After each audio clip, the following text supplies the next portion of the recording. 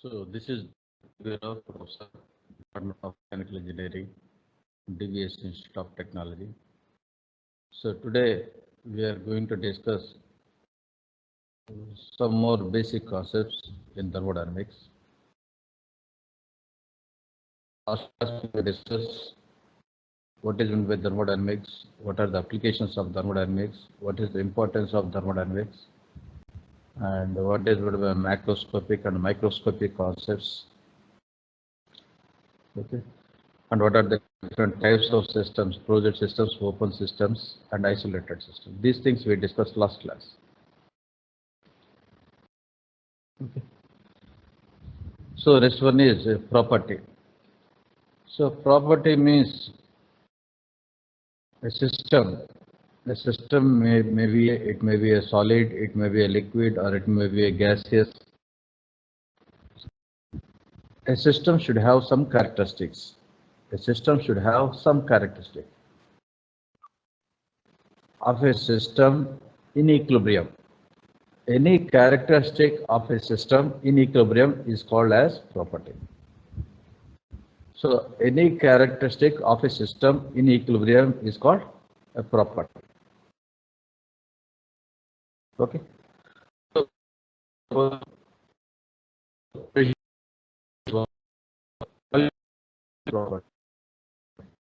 pressure also you can take it as property.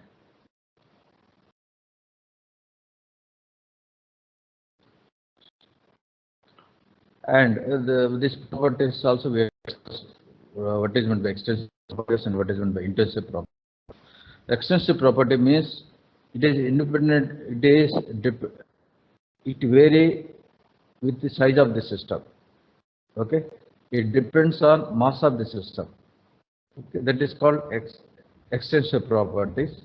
That is volume or mass or total energy. We can take it as extensive properties. There is another one is intensive properties. That is independent of size of the system or independent of mass of the system. Let's example pressure, temperature, and color. These are intensive properties. So these things we have discussed last class also. And state or equilibrium of a system. State of a system is any okay at any point of time system it will not undergo any change at any point of time. If system does not undergo any change, particular position we can call it a state of this.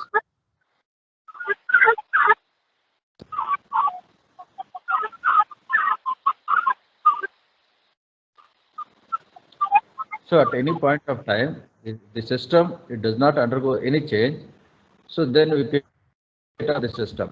Suppose the pressure of suppose the pressure of so that is one state. Okay, if pressure increases means state there is a change of state. Gen bar we can call it as state. If there is change of pressure means that is we can call it a change of state. Okay. So coming to the another, it is a thermodynamic equilibrium. This is also very important as far as thermodynamics is concerned. So in previous subjects you have learned equilibrium, but we are going to use this term thermodynamic equilibrium. So thermodynamic equilibrium means, so this thermodynamic equilibrium, it belongs to thermodynamics. It belongs to thermal engineering.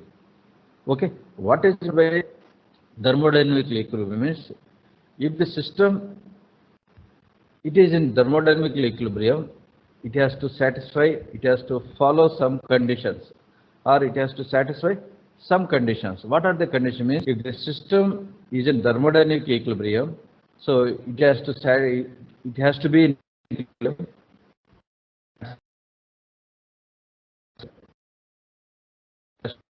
Chemical equilibrium. thermodynamic equilibrium means it has to satisfy three conditions. It should be thermal equilibrium, it should be mechanical equilibrium, and it should be in chemical equilibrium. If these three conditions are satisfied, then we can say that it is in thermodynamic equilibrium. If any one of the conditions are not satisfied, suppose it is in thermal equilibrium, it is in mechanical equilibrium, it is not chemical equilibrium, then it is non-equilibrium. We can say that it is not in thermodynamic equilibrium. Only if it satisfies the three conditions, then only we can say that it is in thermodynamic equilibrium. Okay. Next, a process or path. Okay. So already we had discussed a state. State means at any point of time there is no change of property, then we call it state. If there is a change of the property, then we can call it as a process or path. If there is a change of property, we can call it as a process or path. Okay. That particular change also, if it is a very specific, if it is a very specific, then that particular process should have different names. See, process here he has defined as when a system changes from one equilibrium state to another equilibrium, then it is called as a process. When a system changes from one equilibrium state to another one, it is called process. So that particular change also, if there is any specific change, so here isobaric. In isobaric process, so pressure, in particular change, pressure is constant. Pressure cannot change. Only what will change? Only volume will change. Okay. In isobaric process, when pressure is constant, that particular process is called isobaric. So next one is isothermal process. In isothermal process, temperature is always constant. Remaining pressure and volume will change. That is called isothermal process.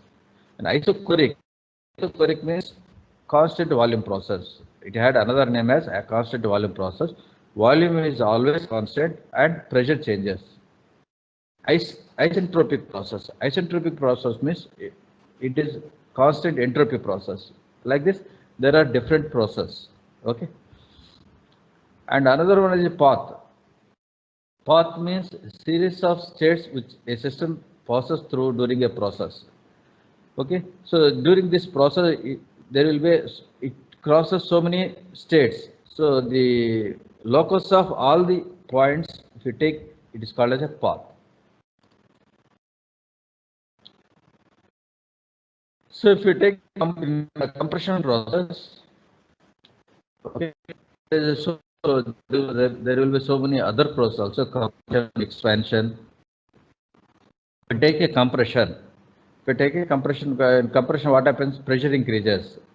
So compression. So this is a cylinder. If piston is moving, pressure increases. So pressure increases and volume decreases. So this is a compression process. So here volume decreases and pressure increases.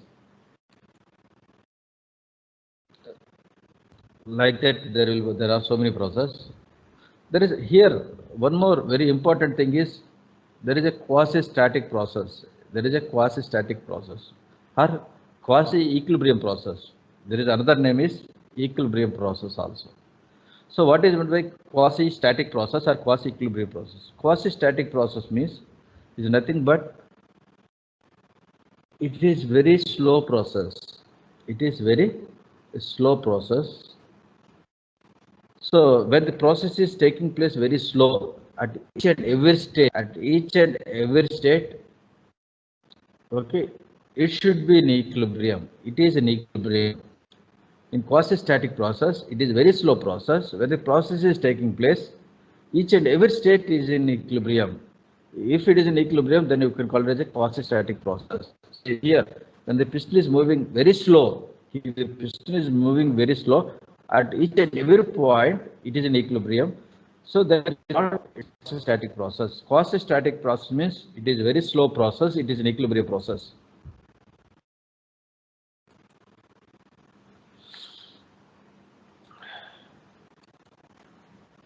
So it's a state. State means already we have discussed.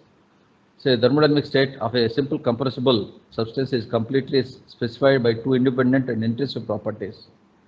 So in a graph, at any point, if you specify this is one state, so it had two intrinsic properties. Volume is one intrinsic property, another pressure also it is another okay. So it is any property is by any two properties. If you specify, that is called state. Cycle means see here. So there is a compression and there is expansion. So 1 2 is one process, 2 1 is another process. So first 1 2 takes place, after that 2 1 takes place. Again it reaches to the initial state. Okay. So this is called one cycle. Cycle, how we defined is a process with identical end states. A process with identical end states. Okay. This end state is identical with the one. It starts with one and again it comes back to the one. This is called a cycle. Okay. So here in thermodynamics we are going to discuss various cycles: Otto cycle, diesel cycle, dual cycle, Rankine cycle, like this. Joule cycle. We are going to discuss various cycles. For all the cycles, the basic concept is this one. It had two identical end states. If again during the change of state, during the change of process, again it reaches to the original position, then it is called as cycle.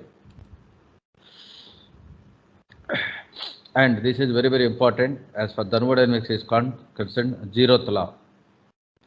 So thermodynamics zeroth law. What is meant by zeroth law? Zeroth law, it tells about temperature. Zeroth law tells about temperature. Okay. Or zeroth law, it tells about thermal equilibrium. Zeroth law tells about thermal equilibrium. Okay. So how this zeroth law is defined?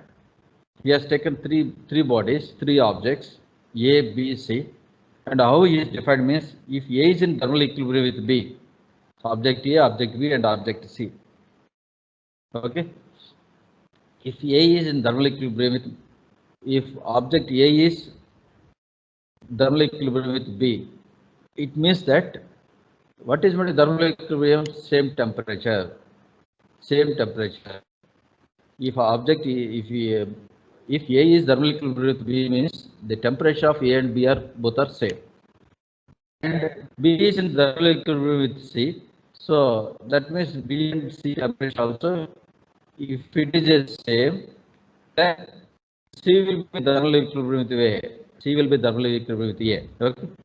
If these two temperatures are same, and these two temperatures same, and these two temperatures also same. So this is a simple logic. This will be a very simple logic. Okay, but it tells about thermal equilibrium. It tells about equilibrium, and it tells about thermal equilibrium. So since it is a thermal equilibrium, using this the logic, so they develop thermometers to measure temperature. Using the logic of thermal equilibrium, they develop a called thermometers. With the thermometers, we are measuring temperatures. See, in zeroth law, he defined as body A is in thermal equilibrium with body B, and also separately with body C, and B and C will be in thermal with each other. This is the definition for zeroth law. So base for all temperature measurements. Zeroth law is the base for temperature measurements. And so thermal equilibrium is the key word for zeroth law. Thermal equilibrium is the key word for zeroth law. So based on the zeroth law, they develop different thermometers like Fahrenheit thermometer, Celsius thermometer, Kelvin thermometers. Okay. So this is something about some basics. Today we have discussed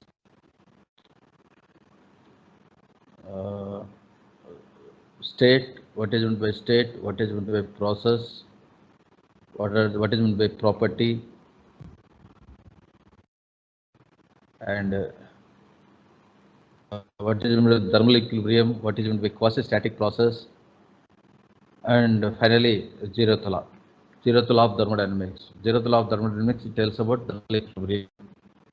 And this is the main thermodynamic law to measure for temperature measurements. Based on zeroth law, they developed thermometers. So thermometers works based on zeroth law. Okay. So next class we discuss what is meant by work, what is meant by so how to measure the work for various processes that we will discuss in the next class. Okay. So thank you for